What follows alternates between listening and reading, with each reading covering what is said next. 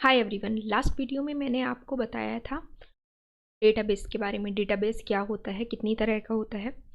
आज की इस वीडियो में हम बात करेंगे what is SQL, what are CRUD operations in SQL, what are data types in SQL. तो चलिए वीडियो को स्टार्ट करते हैं। What is SQL? SQL is a structured query language. It is a programming language use to interact with relational database. एसक्यूएल एक programming language है जिसके through हम अपने डेटाबेस के साथ कम्युनिकेट कर सकते हैं, इंटरेक्ट कर सकते हैं। और एसक्यूएल सिर्फ रिलेशनल डेटाबेस में यूज़ होती है। तो रिलेशनल डेटाबेस हमारे टेबुलर फॉर्म में होते हैं, रोज एंड कॉलम की फॉर्म में होते हैं, टेबल्स होती हैं।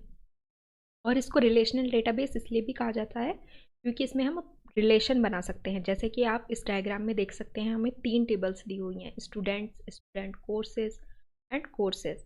तो जो स्टूडेंट्स टेबल है इसमें हमें सिर्फ स्टूडेंट्स की इन्फॉर्मेशन है, एंड जो स्टूडेंट्स कोर्सेज हैं इसमें student ID and course ID है, एंड कोर्सेज टेबल में सिर्फ course ID and course name है।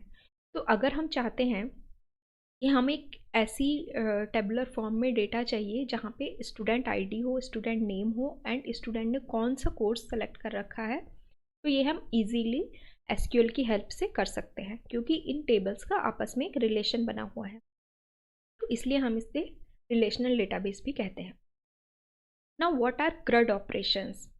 तो SQL mainly CRUD operations perform करती है। CRUD ऑपरेशंस क्या हैं? Create, read, update and delete. Create क्या है? जैसे कि अगर हमें कोई नई टेबल बनानी है या फिर नई रिकॉर्ड हमें इंसर्ट करना है, हमारा आता है क्रिएट ऑपरेशंस में। अब अगर हमें किसी एग्जिस्टिंग रिकॉर्ड को रीड करना है या फिर एग्जिस्टिंग टेबल को देखना है, तो इसके लिए हम रीड ऑपरेशंस परफॉर्म करते हैं। अब किसी एग्जिस्टिंग रिकॉर्ड को हमें अपडेट करना है, सपोज़ कि जैसे कि फॉर एग्ज़ाम्पल हम ये टेबल ही देख लेते हैं। जैसे कि किसी स्टूडेंट ने, उस सैम ने कोर्स ले रखा है एसक्यूएल सर्वर पर, बट अब वो अपना कोर्स चेंज कराना चाहता है, अब वो दूसरा कोर्स लेना चाहता है, सपोज़ वो जावा लेना चाहता है। तो अब हम ये उसकी इन्फॉर्मेशन अपडेट कर सकते हैं अपने डेटाबेस में। तो ये हो गया अपडेट ऑपरेशन। सिमिलरली अगर कोई स्टूडेंट इस किसी इंस्टीट्यूट का पार्ट नहीं है अब, और हम उसकी इंफॉर्मेशन स्टोर नहीं करना चाहते हैं, तो उसके लिए हम उस रिकॉर्ड को डिलीट कर सकते हैं। हम अपनी पूरी टेबल्स को भी डिलीट कर सकते हैं, अपने पूरे डेटाबेस को भी डिलीट कर सकते हैं। तो ये हमारे किस में आ गया? डिलीट ऑपरेशंस में। तो एसक्यूएल के थ्रू हम ये डिफरेंट ऑपरेशंस परफॉर्म कर सकते हैं। SQL structure. एसक्यूएल स्ट्रक्चर क्या होता है?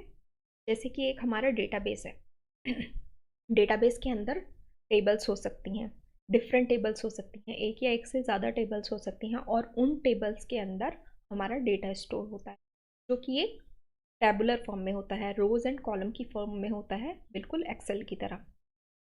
जैसे कि देखिए ये एक पर्सन्स टेबल है, इसमें जो ऊपर वाली हमारी रो है ये हमारे कॉलम्स हैं, और जो भी हमारी डेटा स्टोर्ड है इन डिफरेंट रोज, ये हमारी रोज है। ठीक है। Now data types in SQL. तो डेटा टाइप्स क्या होते हैं? Data type of a column define what value the column can store in a table. तो एसक्यूएल में हमें किसी भी टेबल को डिफाइन करने से पहले, क्रिएट करने से पहले ही बताना होता है कि उसमें हम किस तरह की इंफॉर्मेशन चाहते हैं। सपोज कि हम कोई फ़ोन नंबर स्टोर कराना चाहते हैं, बट अगर हमने उसमें यही नहीं दिया है कि हमें न्यूमेरिक वैल्यूज़ स्टोर करनी है या फिर टेक्स्ट वैल्यूज़ स्टोर करनी है, तो यूज़र कोई भी XYZ इन्फॉर्मेशन दे सकता है। बट हम नहीं चाहते कि यूज़र कोई भी इंफॉर्मेशन दे, हमें सिर्फ न्यूमेरिक डेटा ही उस कॉलम में स्टोर करना है। तो उसके लिए हमें पहले से ही डिफ़ाइन करना पड़ेगा कि हम किस तरह की इंफॉर्मेशन अपने कॉलम में स्टोर कराना चाहते हैं। डिफाइंड वाइल क्रिएटिंग टेबल्स इन डेटाबेस। ये तभी डिफाइन करते हैं जब हम अपनी टेबल को क्रिएट कर रहे होते हैं। Data types mainly classified into 3 categories. तो जो मेन कैटेगरीज हैं 3 तरह की होती हैं, numeric, string, date and time. तो न्यूमेरिक कैटेगरीज में क्या होते हैं? Int, float, big int etcetera. String में क्या आता है? Character, varchar and date and time, date and date and time. ये कुछ हमारे डेटा टाइप्स हैं, इनके बारे में डिटेल में हम नेक्स्ट स्लाइड में बात। इंट, तो इंट किस लिए यूज़ होता है? इंट यूज़ होता है इंटीजर वैल्यू के लिए या फिर न्यूमेरिक वैल्यू के लिए। तो अगर हम कोई न्यूमेरिक वैल्यू अपने टेबल में स्टोर कराना चाहते हैं, अपने पर्टिकुलर कॉलम में स्टोर कराना, तो हम उसको इंटीजर वैल्यूज से डिफाइन करेंगे। फ्लोट, फ्लोट क्या होता है? फ्लोट होता है used for decimal point number. अगर हम कोई डेसिमल पॉइंट वाली वैल्यूज स्टोर कराना चाहते हैं तो उसके लिए हम फ्लोट डेटा टाइप का यूज़ करते हैं। कैरेक्टर, कैरेक्टर एक फिक्स लेंथ की स्ट्रिंग होती है जो कि नंबर्स, लेटर्स, स्पेशल कैरेक्टर कुछ भी स्टोर कर सकती है, लेकिन इसमें हमारी लेंथ फिक्स होती है। सपोज मुझे सिर्फ 4 डिजिट का या फिर 4 कैरेक्टर का ही डेटा स्टोर कराना है, तो अगर मैं उसमें 5 कैरेक्टर का डेटा इंसर्ट करने की कोशिश करूँगी तो ये मैं नहीं कर सकती, क्योंकि मैंने उसको पहले ही डिफाइन कर रखा है कि मुझे सिर्फ 4 कैरेक्टर में ही डेटा चाहिए। Varchar, varchar is very similar to character. इसमें हम कोई स्ट्रिंग स्टोर कर सकते हैं, नंबर स्टोर कर सकते हैं, कोई भी स्पेशल कैरेक्टर स्टोर कर सकते हैं, बट इसकी लेंथ वेरिएबल में होती है। यानी इसमें हम अप्रॉक्सीमेटली लेंथ दे सकते हैं कुछ मैक्सिमम वैल्यू। सपोज मैंने 250 अपनी वेरिएबल लेंथ दे दी है इन वेरचर, तो मैं 5 कैरेक्टर का भी डेटा स्टोर कर सकती हूँ, 6 कैरेक्टर का भी, 10 कैरेक्टर, अप टू 250 कैरेक्टर का मैं डेटा स्टोर कर सकती हूँ। तो हम इसमें मैक्सिमम लेंथ दे सकते हैं। डेट फॉर्मेट क्या होती है?